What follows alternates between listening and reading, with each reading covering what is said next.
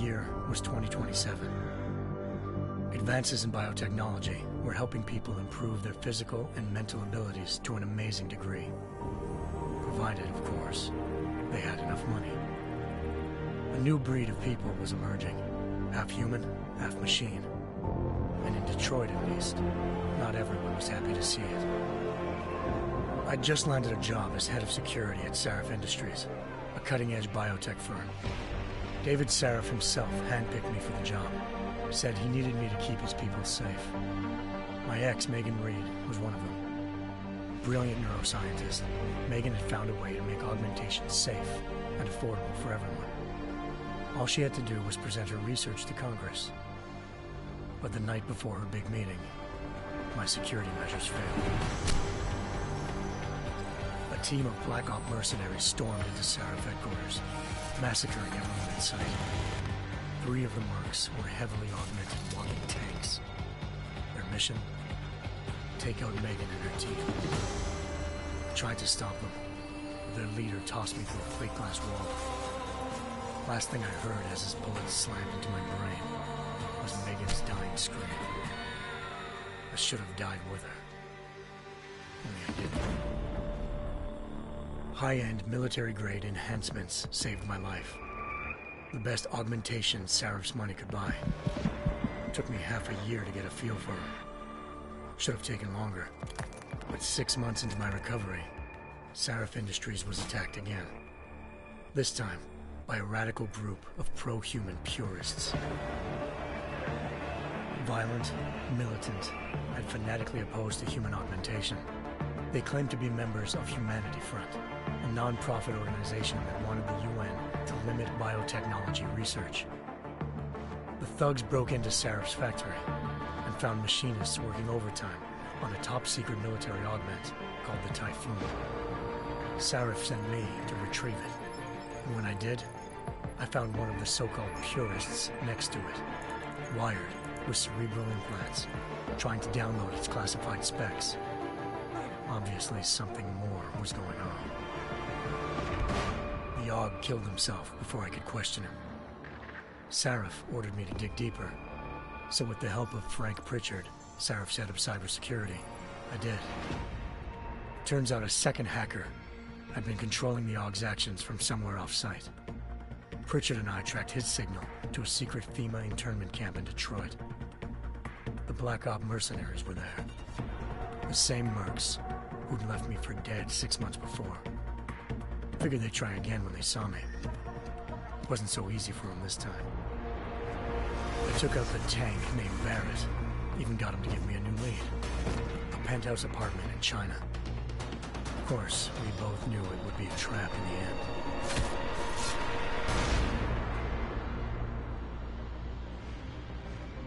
Hengsha Island, China. Home to a city so crowded, they had to build a second city on top of it. Trying to find clues in Hengsha wouldn't be easy. Lucky for me, I wasn't alone. Farida Malik, Sarif Industries' ace pilot, had lived in Hengsha before. A good person to have on your side. She knew enough about the place to get me around. Malik dropped me in the lower city, close to the penthouse Barrett had told me about. Bell Tower Associates, a private security firm under contract to the Chinese government, had agents tossing the suite when I arrived. Just not for the reason I'd been expecting. Turns out the man who lived there was a criminal hacker named Van Bruggen. The same hacker who'd been remotely controlling the Aug in Sarif's factory. Van Bruggen's panicked decision to force the man to commit suicide had been a mistake. Now his mercenary partners were gunning for him, and I needed to find him before they did. Locating Van Bruggen meant playing nice with the Triads, Hengsha's organized crime lords. They had the hacker holed up inside a low-rent capsule hotel. By the time I found him, Van Bruggen had no qualms giving up the woman who hired him. Zhao Yunru, president of the Taiyang Medical Corporation. According to Van Bruggen, Zhao wanted to monopolize the augmentation industry and had hired Black Op mercenaries to destabilize her competition. Sarif Industries was at the top of her list. To prove this, I needed to get inside TYM and grab a surveillance hologram off a server. I suspected Van Bruggen was hiding something when he told me this, but nothing could have prepared me for what I saw. Megan wasn't dead. She and her 4 best researchers had been kidnapped, spirited away somewhere while their kidnappers made it look like they were dead. Desperate to learn more, I confronted Zhao in her penthouse. She claimed to be a pawn in a bigger plan, and hinted at a group so powerful it controlled global interests at a whim. Then she slipped into a panic room and hit the alarm, forcing me to make a very quick exit. I figured Zhao was lying, but part of her confession made sense. David Sarif had been worried about his people. So worried, he'd required all of them to have subdermal locator devices surgically implanted. The GPOs would have been broadcasting the day of the attack. But Zhao said a single call to Picus, the world's leader in global 24-hour satellite news, had turned those signals off.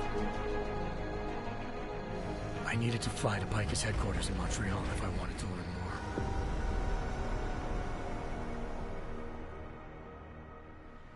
Eliza Cassan, Picus Communications' First Lady of News. Malik thought I was reaching when I told her Eliza was involved in this. The world's most famous news anchor, working with a mercenary hit squad. But when I confronted Cassan in her office, she freely admitted to jamming Detroit's satellites the night Megan's team had been taken. Said she's just been following her commands. I suspected she wanted to say more. But Black Op mercenaries showed up looking to shut us both down. And just like that, the Eliza I'd been talking to disappeared. The Mercs were led by an augmented killer I'd crossed paths with twice before. Fedorova, a woman who'd made silence her best friend. She waited for me to track Eliza's transmission to a secret server room underneath the Picus complex, then jumped me from behind. A deadly fight ensued. I made sure she never moved silently again. With Fedorova down, and no one left to keep Eliza quiet, she reappeared.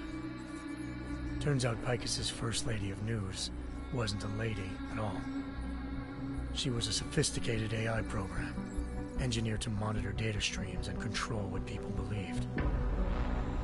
Eliza told me the Mercs had brought in a Humanity Front doctor named Isaiah Sandoval to remove the scientist's implanted tracking devices while Detroit's satellites were down.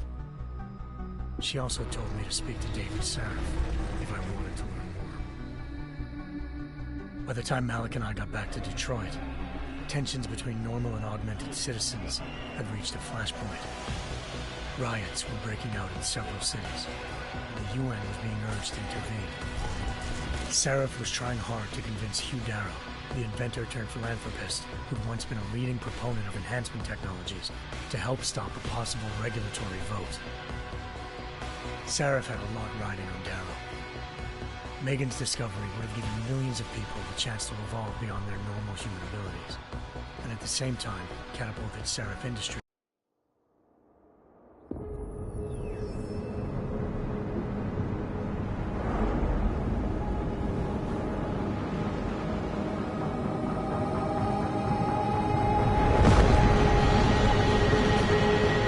I once thought I could save the world. Now look at it.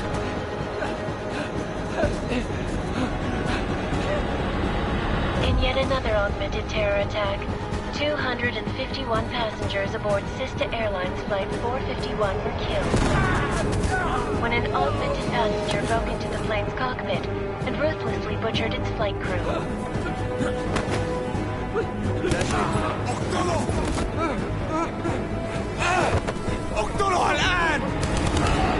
Details recovered from the black box recorder suggest that the man may have been suffering flashbacks to the AUG incident. That horrible day 2 years ago when...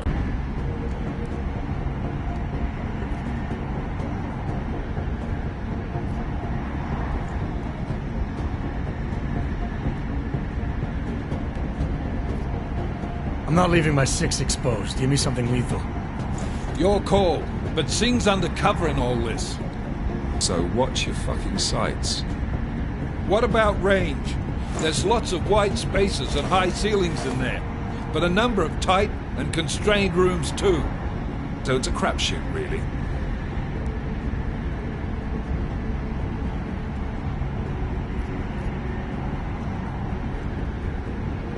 Well, I'm not looking to play dice with anyone in there.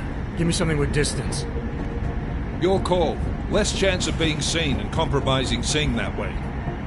One last thing, Jensen. Singh said that Jin are using some sort of portable Wi-Fi device to boost communications. He's got a better chance of maintaining cover if you disable him.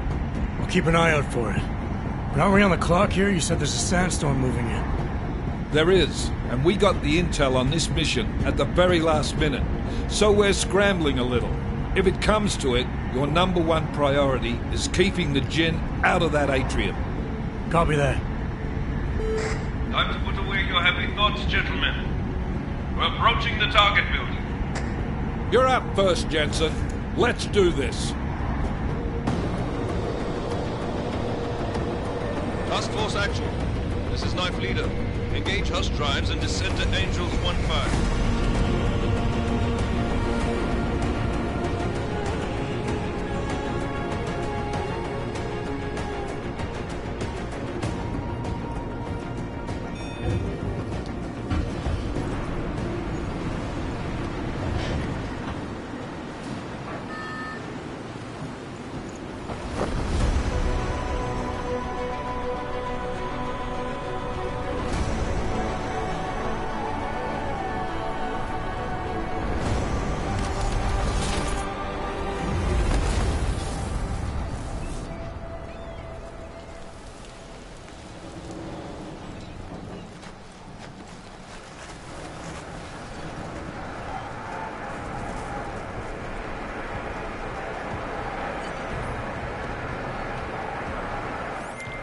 Team leader, this is Jensen. I'm on the roof. Solid copy. Move into the building. The access route you need to block is at the far end of the penthouses. And keep in mind, the direct route might not be the easiest one. Roger that. McCready will advise once his team is on the ground. Miller out.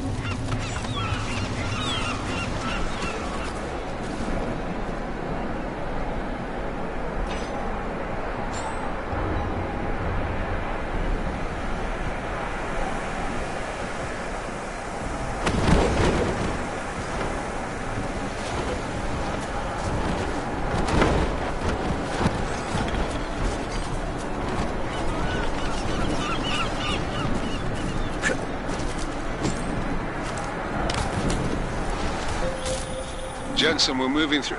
Oh, fuck! What's wrong? The Jinn have got a few Jennies up and running. Gonna have to hack keypads.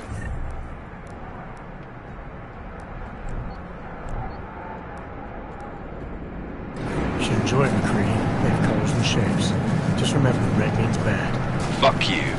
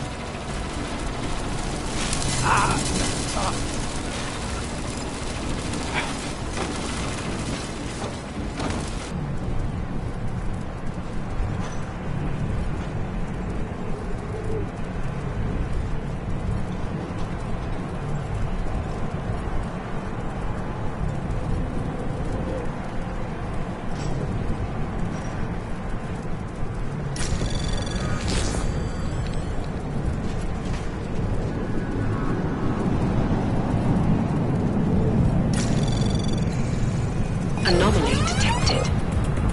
Trace program initiated.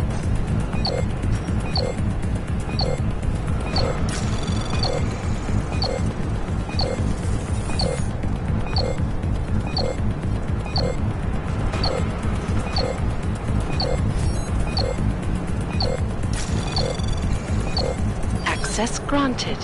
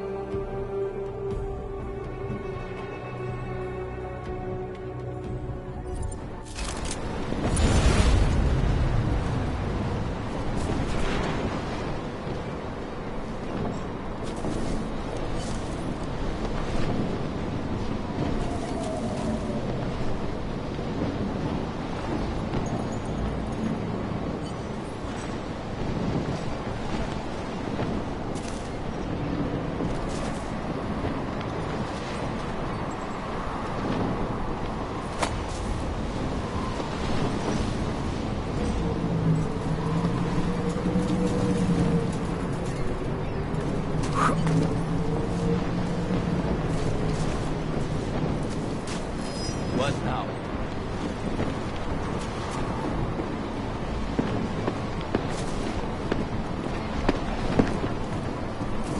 Over there!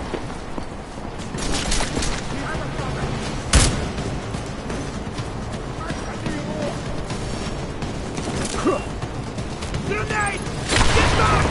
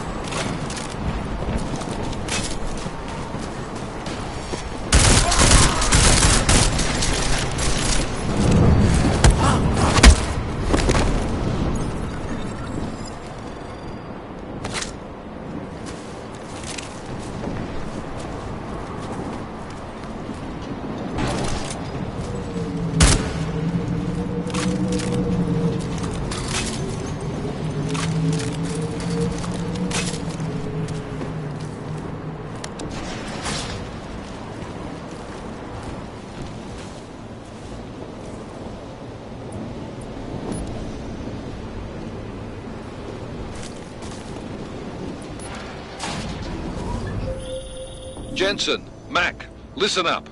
Doppler shows that sandstorm's moving in fast. It's big, and it's gonna hit us hard. God, I hate the fucking desert. Confirm visual? I can.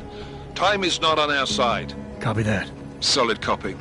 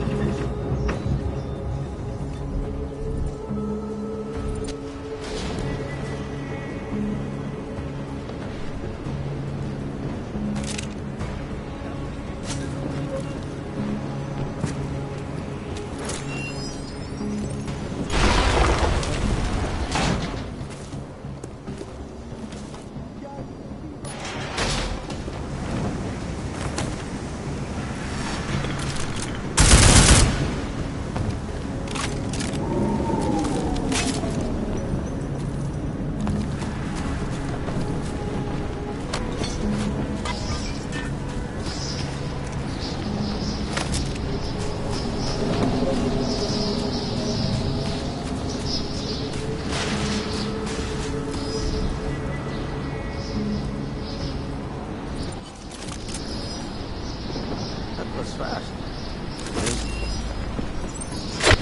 Was dat een moment, dank?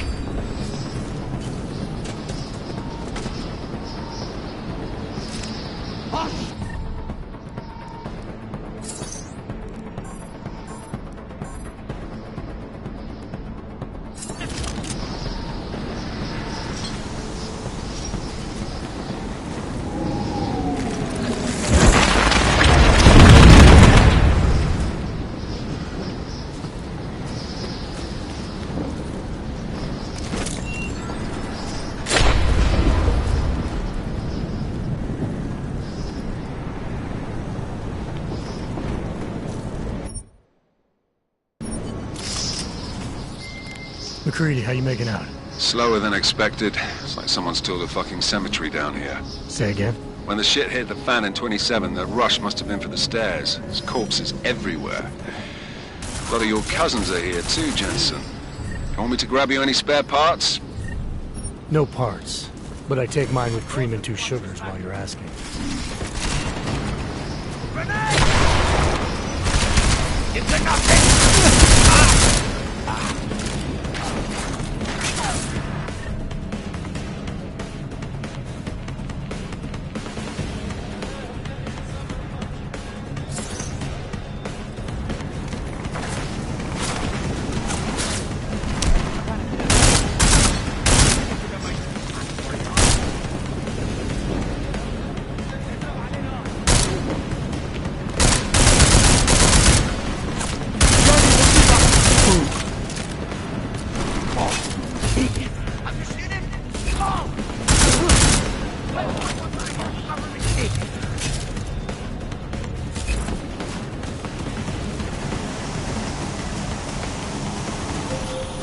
Jensen, what's your 20? Working my way through the penthouses. Remember to keep an eye out for the Jin's communications booster, if you can disable it. Roger that.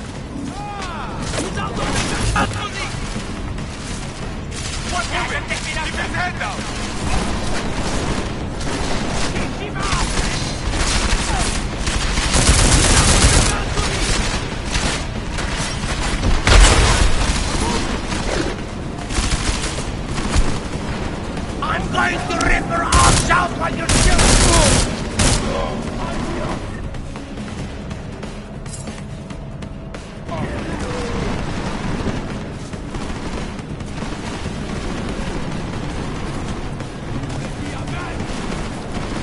Get down! Keep shooting at the door!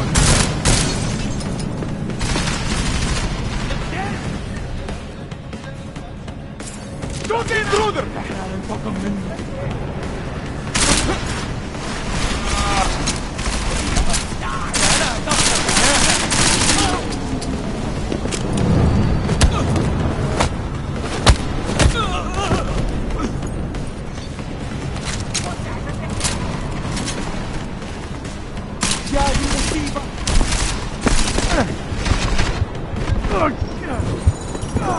انت ولا حاجة